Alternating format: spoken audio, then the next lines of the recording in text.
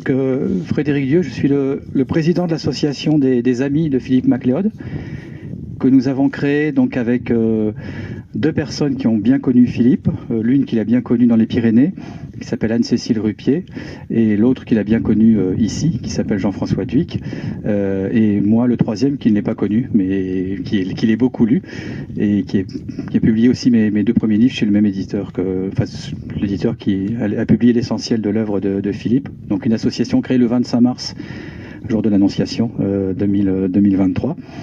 Donc c'est ici, vous le savez mieux que moi, même sans doute que Philippe a vécu les dernières années de sa vie terrestre, avant d'entrer dans la mer de la plus grande vie, on peut dire.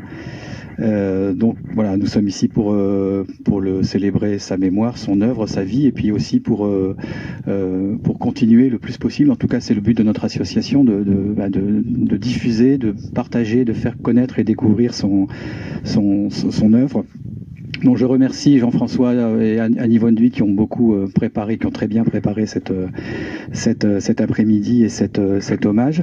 Nous avons aussi, elles n'ont pas pu venir, mais le soutien des sœurs de Philippe MacLeod, donc Elisabeth, en particulier Elisabeth et son époux Éric.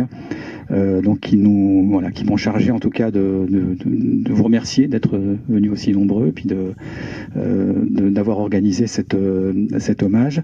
Il y a un ancrage local, vous le savez là aussi mieux que moi, de Philippe ici. Il a fait beaucoup de conférences à l'Île Blanche, à Loquirec, où il y a le fils du Saint-Esprit. Donc Thérèse Revaux n'a pas pu être là, mais je pense qu'elle est là avec nous dans le cœur et en pensée. Et Saint-Jacques-de-la-Mer aussi, où il est beaucoup intervenu, notamment avec Jean-François. Donc un ancrage local important. Vous le savez que la vie littéraire de Philippe, elle commence à peu près à 40 ans, au moment avec cette retraite un peu initiale qui va le mener de Paris jusqu'aux Pyrénées, où il va vivre à peu près pendant 25 ans sur les hauteurs de Lourdes, où il a écrit un grand nombre de livres. Et puis les 3 dernières années ici, 2019, il va être reconnu dès 2001 comme un poète important, puisqu'il va obtenir en 2001 pour son premier recueil de poésie qui s'appelle La Liturgie des saisons. Il va recevoir le prix Max Paul Fouché, qui est un prix important en matière de poésie. Et il est surtout reconnu par ses pairs, c'est-à-dire par d'autres poètes, en particulier des poètes chrétiens, avec lesquels il a noué des amitiés, de fortes amitiés. Je pense à Jean-Pierre Lemaire en particulier. Il s'inscrit aussi dans la ligne, un peu par la forme de sa poésie, qui est une forme quand même très ample, très généreuse, très beaucoup dans la célébration, presque liturgique, dans la lignée de Patrice de la Tour du Pin, qui a été vraiment une source très importante pour lui et pour sa vocation, à la fois sa vocation de poète, sa vocation de chrétien, sa vocation d'homme, et le fait que tout ça ne puisse faire qu'un, en fait, dans la vie. Mais c'est vrai que c'est une œuvre importante qui compte entre 20 et 25 livres, je ne sais plus, on est peut-être plus proche de 25 que de 20, avec à la fois peut-être une dizaine de recueils de poésie, autant de livres qu'on peut ranger dans la catégorie spiritualité, notamment consacrés au message de Lourdes, et puis un certain nombre de livres aussi sur des réflexions sur le langage, sur la beauté. Donc c'est une œuvre qui est à la diverse. Alors, il y a une unité dans cette diversité, mais quand même diverse du point de vue des formes, qui est riche, qui a été écrite finalement en assez peu de temps. C'est 20-25 livres en réalité en 20-25 ans. Donc un temps assez resserré, puisqu'il nous a quittés quand même assez jeunes, en 2019. Mais c'est une œuvre qui attend encore d'être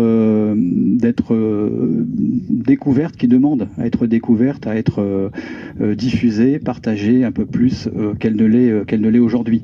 Et voilà, c'est vraiment le but que nous nous sommes donné dans l'association, et c'est cet événement aujourd'hui fait partie des choses que nous faisons, mais il y en a d'autres. Voilà, le projet le plus important pour nous actuellement étant un projet d'ouvrage collectif consacré à Philippe, qui réunit un certain nombre de témoignages de personnes qui l'ont connu, un certain nombre aussi d'analyses ou de lectures de ses œuvres, aussi bien en poésie que dans les œuvres plus spirituelles. Et puis on s'attachera aussi à publier des inédits aussi de Philippe, parce qu'il en reste un certain nombre. Il y a notamment toutes les conférences qu'il a données, que ce soit d'ailleurs à Saint-Jacques ou à l'Île Blanche, où ce sont des inédits que nous avons conservés, auxquels nous aimerions donner un peu la diffusion que ces conférences méritent. Et je ne vais pas être très long, je voudrais juste terminer, puisque nous sommes ici sur place, le dernier recueil de poésie posthume de Philippe, que vous connaissez peut-être, qui s'appelle Estuaire. Voilà, c'est ici en fait. Nous sommes sur place. Donc Estuaire, donc écrit. D'ailleurs, c'est à la fin. Hein, il est bien indiqué sur la dernière page du livre.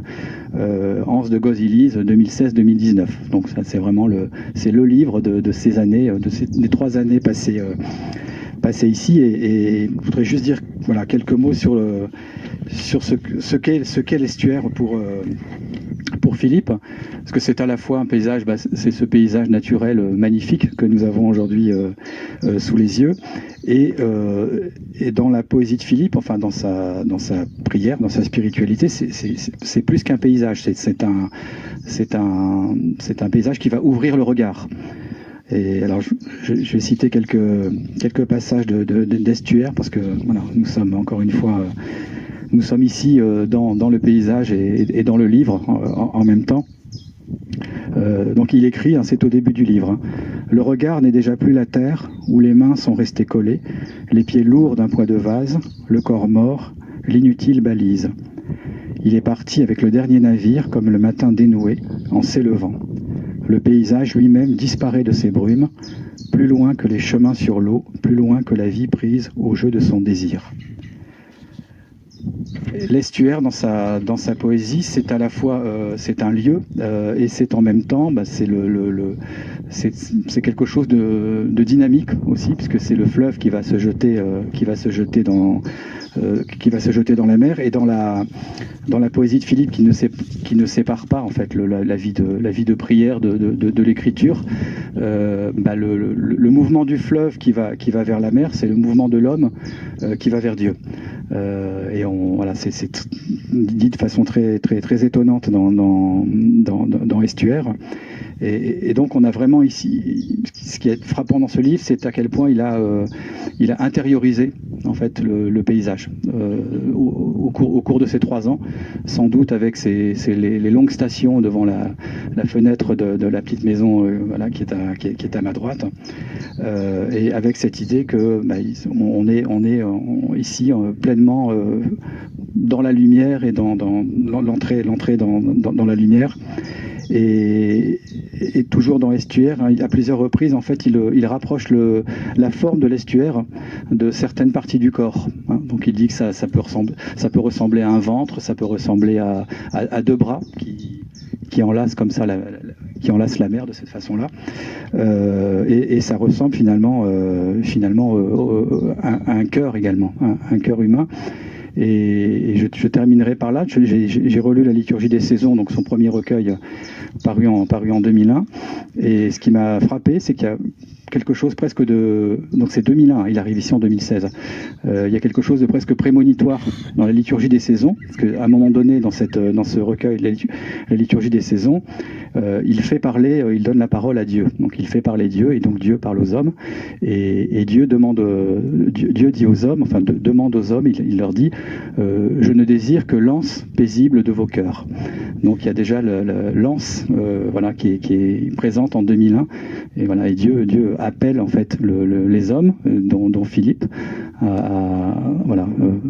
à lui donner, à lui rendre le lance de son cœur. Donc on peut penser que en arrivant ici en 2016, grâce à Lourdes, voilà, il a accompli en fait ce qu'il avait déjà aperçu ou préparé, peut-être sans même le savoir, annoncé dans son écriture en 2001. Il a accompli pleinement sa vocation et sa consécration. Voilà, merci.